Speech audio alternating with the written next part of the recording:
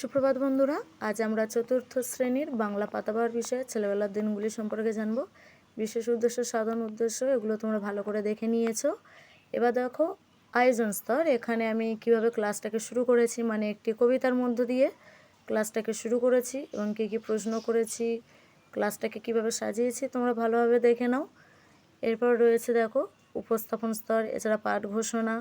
উপস্থাপন স্তরে দেখো আমি প্রথমে সরব পাঠ করে ক্লাসের মধ্যে শুনিয়েছি এবং কি কি আরও কাজ করেছি সেগুলো শিক্ষক শিক্ষিকা কাজ এখানে লেখা আছে। পরের পৃষ্ঠায় দেখো এখানে কি কি পদ্ধতি ব্যবহার করেছি, কি কি দক্ষতা আমি উল্লেখ করেছি, এছাড়াও গদ্যটির সারমর্ম বোঝানোর পরে সেখান থেকে কি কি প্রশ্ন করেছি এগুলো সব কিছুই দেওয়া রয়েছে। এরপর দেখো কৃষ্ণফলকের সারাংশ লিখন।